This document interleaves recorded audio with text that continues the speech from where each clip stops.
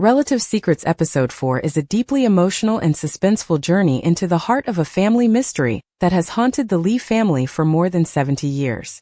Hosted by Jane Seymour, the series is known for its compassionate approach to uncovering the hidden and sometimes painful secrets buried in family histories.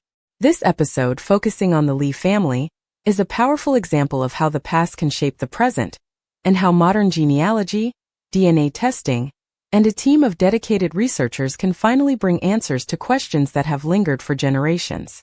The episode opens with a haunting question. What happened to you in 1952 that changed your life? The answer comes from a family member who recounts with visible pain how their mother went missing when they were just 10 years old. The story is immediately gripping.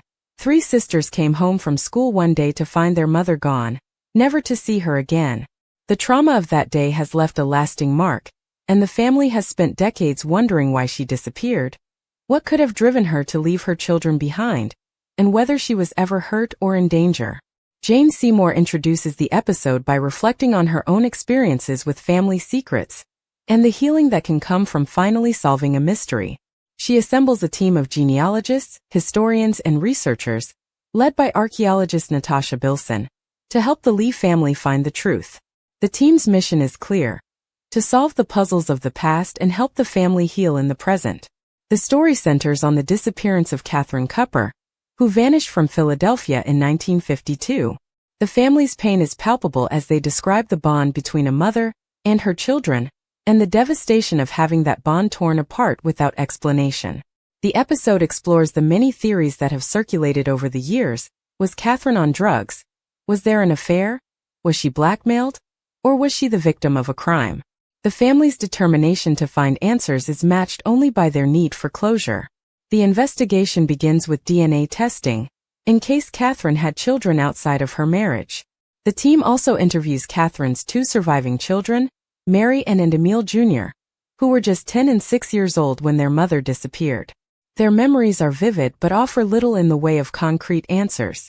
They recall coming home to find their mother gone and all the money in the house missing, even from the children's piggy banks. A detective was supposedly called in to investigate, but nothing ever came of it. The children grew up fast, their father withdrawing into himself and working long hours to support the family.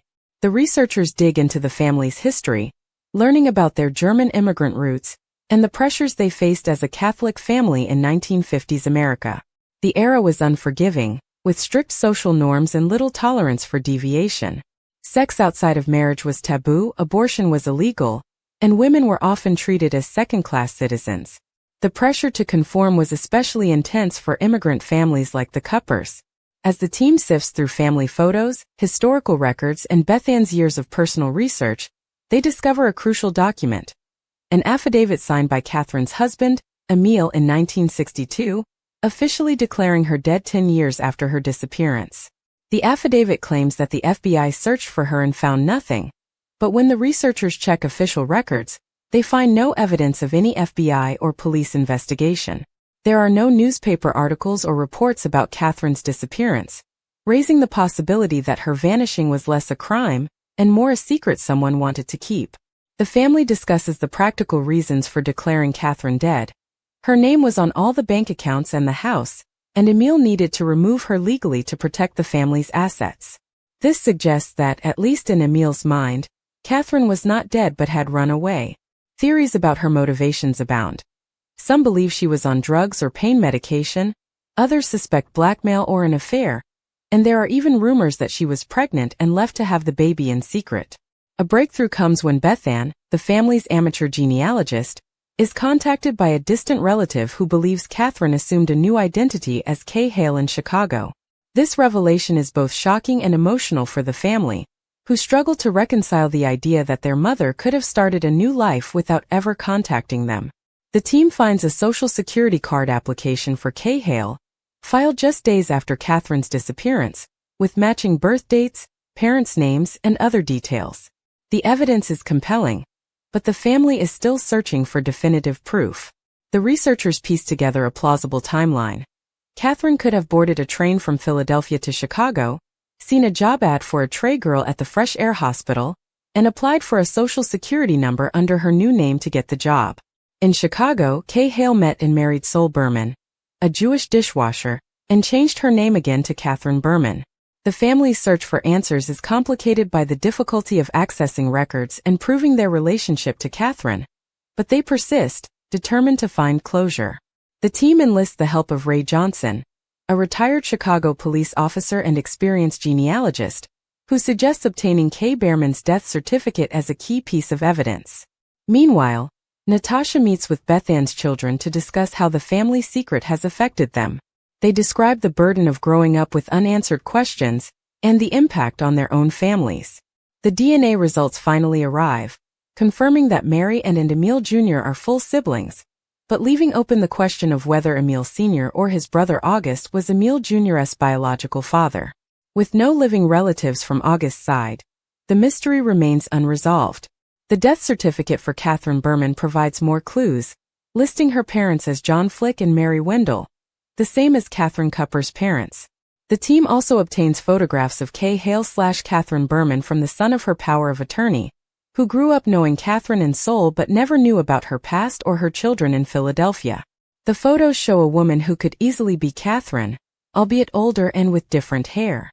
The family is struck by how Catherine seemed to have no family or connections in Chicago, reinforcing the idea that she was hiding from her past. A phone call with the son of Catherine's friend in Chicago reveals more about her life there.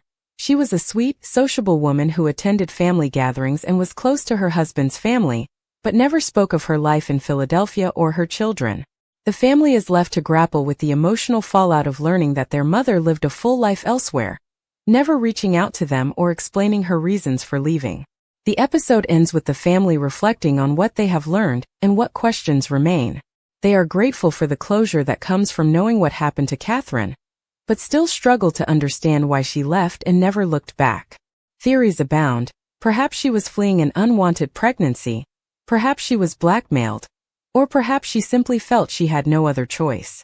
The team's research into adoption records in Chicago uncovers a baby with the last name Wendell, Catherine's mother's maiden name, suggesting the possibility of another sibling, given up for adoption. Jane Seymour and the researchers encourage the family to continue their search, knowing that every answer may raise new questions. The family expresses their desire to learn as much as they can before it's too late, hoping to find any remaining relatives and finally put the mystery to rest. The episode closes with a sense of hope and resilience. The trauma of Catherine's disappearance could have broken the family, but instead it made them stronger, more united, and determined to uncover the truth. Relative Secrets Episode 4 is a moving exploration of family, identity, and the power of truth. It shows how the secrets of the past can cast long shadows, but also how the courage to seek answers can bring healing and closure. The Lee family's story is a testament to the enduring bonds of family and the importance of never giving up on the search for truth, no matter how many years have passed.